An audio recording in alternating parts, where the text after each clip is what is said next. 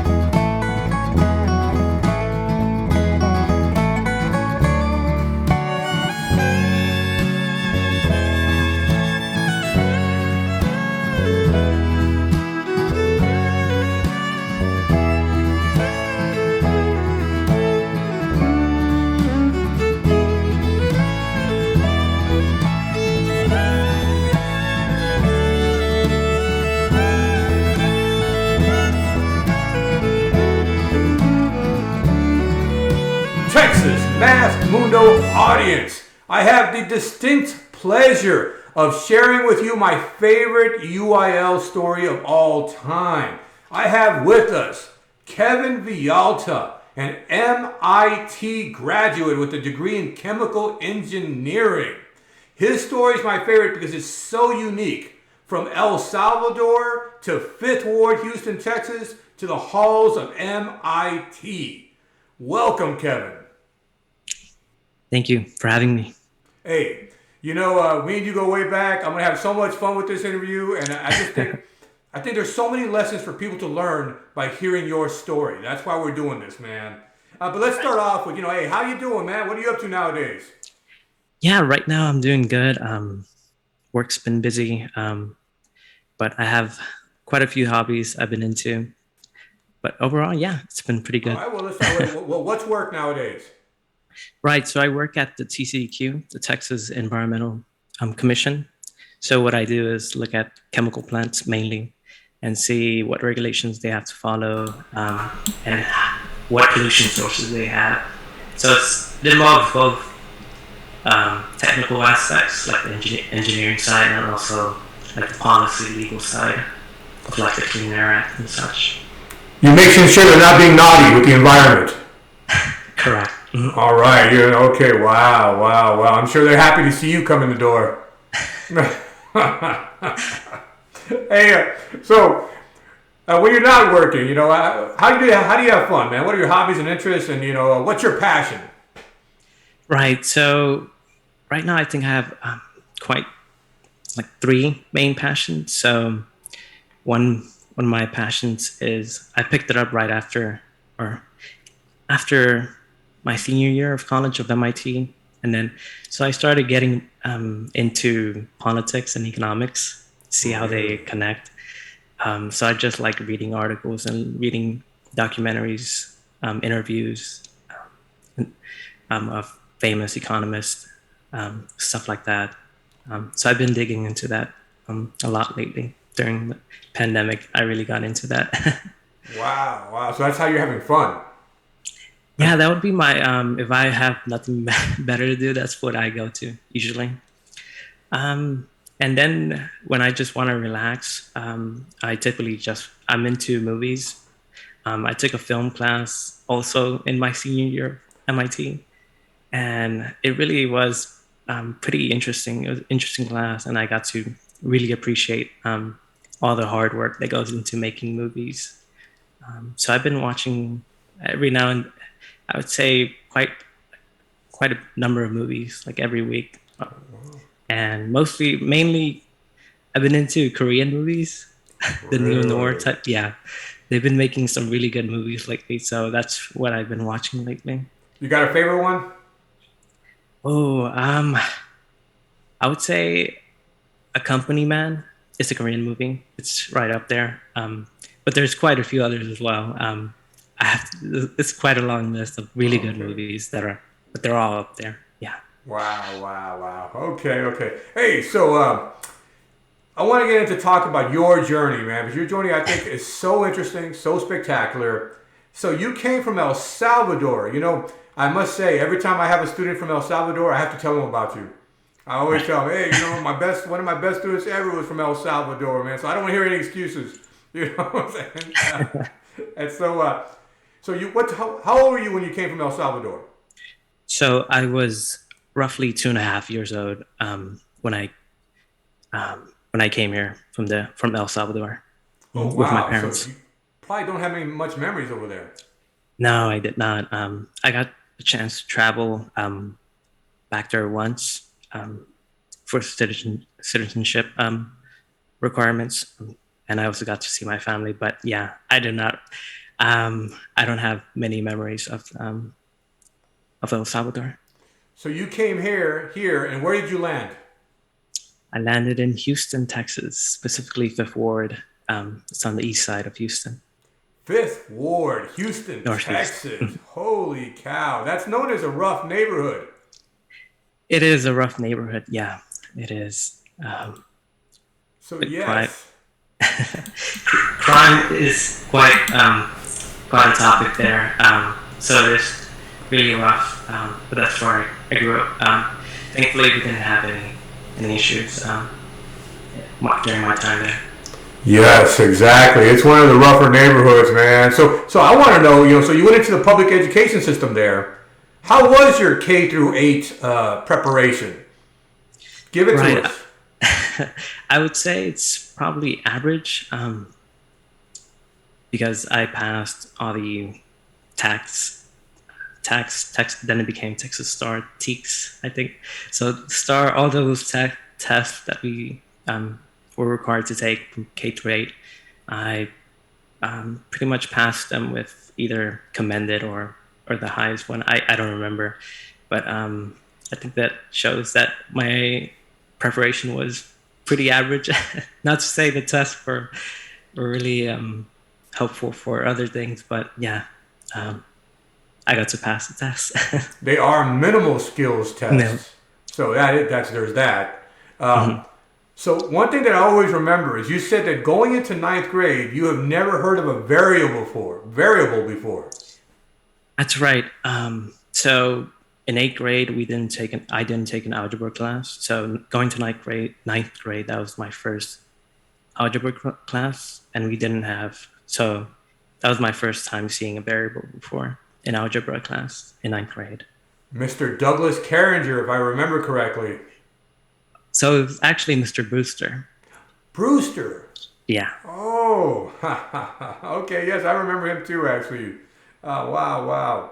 So I was going to say, how do you go from not knowing what a variable is in ninth grade to MIT? How does that happen? Right. So a lot of things had to happen in those 4 years from freshman all the way to graduation in high school. So I guess going from 8th grade to ninth grade, I want to mention that the school I went to, Young Men's College Prep, now Mickey Leland, it was a new school at the time. So I was in the first high school class of Young Men's. So, and when we started, there were not many students, so it helped with the teacher-student ratio. We got to know our teachers really well. So, as you mentioned, Mr. Brewster, Mr. Carringer, we got to know them pretty well. And we started taking pre-AP and then AP classes. But there was also the extracurricular activities like UIL. Yes. So how did you get into UIL?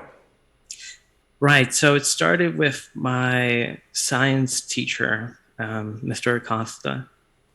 And Adrian Acosta. Yeah, you know him very well. So he was our science teacher, our biology teacher in ninth grade. So he introduced us to the UIL competition in ninth grade. So in those days, it was mainly the science competition because that was a specialty. But we slowly got into number sense, calculator, and math when you came in, Mr. Cantu. Oh, hey, believe me, I'm going to have something to say about that. So which one was your favorite event? So my favorite event would have to be calculator applications. Oh, yes. I have to say this. The beauty about your story is, you didn't make it to state. But, we were in 6A back in those days and, Region 3 with Dulles, Clements, North Shore. But you did get fourth place individual once in calculator, so you were one person away from making it to state. But that doesn't mean that your UIL journey was in vain. In fact, wouldn't you say that your UIL journey, how did it impact your development academically? Right. I guess the biggest impact it had on me was that there's so much knowledge you can learn from it, and that's outside the school curriculum. So that taught me that there's more to learn in the subjects that we're being taught. So we're being taught the minimal requirements in school, but there's so much more and so many interesting I think ideas and concepts in all the different subjects that you can go really deep into with UIL and other competitions. So that would be the biggest impact it had on me, was opening my mind to lots of different concepts and ideas I would later be using when in college and beyond. Absolutely, absolutely. So what are your most memorable moments from those years? What are your most memorable moments from those years? I don't really have one specific moment that comes to mind. I would say all of my time during UIL was probably my favorite moment of high school. Just being with friends and other like-minded students competing in those competitions. That really is such a joy. just to compare that with just having classes. Yeah, it couldn't compare. So. I hear you. I want to say something. The reason one of the reasons you're my favorite stories. The trajectory of your growth. I mean, you worked your tail off. Let's not forget those days, nights, every day, every night, every day. Work, work, work. That's the message I want to bring across here. You worked your tail off, and your trajectory was correspondingly steep, and you grew a lot. So, it was all based on those days and hours and months and, work those years. Yes, yes, I agree. I will never So, forget the shout out you made to me on your graduation speech, and I'm very appreciative of that. Thank you. I was very flattered, very flattered. But what I would like you to do is take a moment and shout out those other coaches that inspired you, the other adults that inspired you, and also your teachers and your teammates from that year. Give a shout out to these guys who helped you along the way. all right, I want to give a shout out to Mr. Carringer, my geometry teacher, Mr. Thomas, my chemistry teacher, Mr. Acosta, of course, Mr. Tonzat, Mr. Trin, um, and my friends Samuel Boone and Jonathan Bond. Yes, absolutely, absolutely. Those are some great notes. I know these individuals. These are quality individuals you're naming. I know these individuals, and especially, they all had a major role in your development. I was going to ask you, in particular, developed a great passion for chemistry. I And did. did Mr. Thomas have a role in that? He did. He did. So this was during senior year of high school. Um, I don't know what clicked about because I took chemistry in 10th grade, but then somehow it got more interesting once I got into AP chemistry. So that's where things got really interesting, and it wasn't just memorization at the in that level, in the AP level. It was more like math, trying to understand the concept and really deep go into the subject, not just trying to memorize, just trying to understand the idea that goes behind all these different phenomena that happen in chemistry. So that was really interesting. So at first, I didn't do well in my AP chemistry class. So I think that motivated me to study more and study all the different details that go into the subject. And I actually went beyond AP chemistry and actually competed in it was either the local chemistry Olympiad contest, which I got top. I think I was top 10. I believe I was number 6, but I didn't make it to the next round of the chemistry Olympiad. So that's where I ended up Wow, on wow. that front. Yeah. That's awesome stuff, man. Awesome stuff. So, how did you hear about MIT? I love this story. How did you Okay. hear about MIT? Right. So pre-K through 8, and also at home, I didn't hear a lot about college stuff. So I just heard it from um, starting into high school. I just heard it there. Started hearing about all the different colleges, but also from the media. I always knew of Harvard and the Ivy League colleges as being the best, but I did not hear about MIT until I saw this show where it had chipmunks, and they were mentioning MIT. So that's probably when I first heard of it. That's So I didn't know awesome. before then. Mhm. Wow, wow, wow. So, uh, tell me about MIT. How's the environment? Was it stressful? Tell me, it must be incredible to be there with the best minds on the planet. It was, yeah. It was quite a jump from going from Young Men's in Houston to MIT. So that's where pretty much everyone was the best in their high school and is pretty passionate about what they're studying. So it was it's pretty big jump. And I want to say the environment was pretty intense. The professors expected a lot from you, and the work that had to be finished was brutal. So, and I wasn't used to that in all my subjects. I competed in math and science, so in those subjects, I was pretty okay with the leap going to MIT. I was pretty comfortable with the leap, but just not in all the subjects and going into that level of detail that was needed. in the problem sets. So it was pretty insane. Yeah. From 5th Ward, Houston, Texas. 5th Ward, Lyons Avenue, 5th Ward, Houston, Texas. All the way to the halls of MIT, man. Yeah. Was it a culture shock? It was. So my parents didn't go to college, so I didn't know what to expect. I had a few trips thanks to Emerge, but I didn't know how it would be. I am the first one who has graduated from a U.S. 4-year college, so I didn't have other people in my family tell me about their experiences in college because they didn't go. So it was a really wild culture shock. Wow. I know the answer to the next question, but I'm going to ask it anyways. Tell me about that incredible debt that you accrued going to MIT. How much debt do you have now? So I have zero debt from MIT. Yes, I know that. I knew the answer. That's why I asked it. Man. Awesome, man. That's so great. Awesome.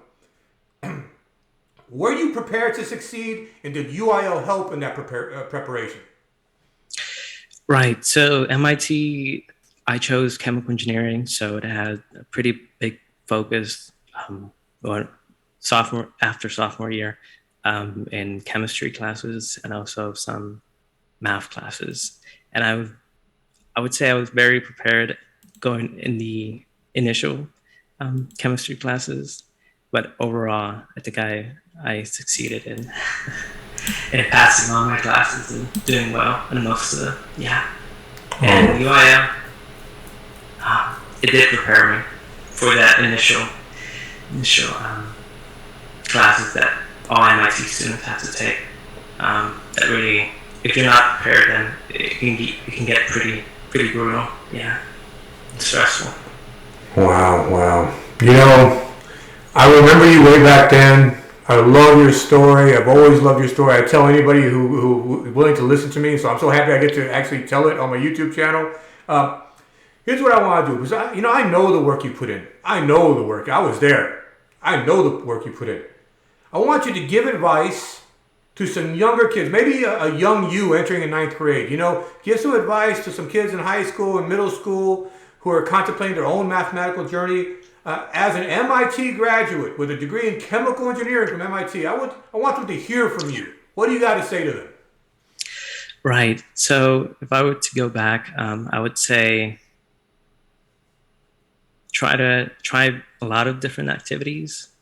Try to explore all options you have. Try to talk to all the teachers. Try to get to know them, and try to see if you can find something that you're very interested in and where you can find a passion in. And I would just say go 100% in those. And don't be afraid if you will fail, because you will fail. You will fail. You will have ups and downs, but in the end, it's a very rewarding journey. Just being there with other people that are pretty passionate about those subjects and ideas, and just have fun. Absolutely. Have fun. Embrace it. That's great.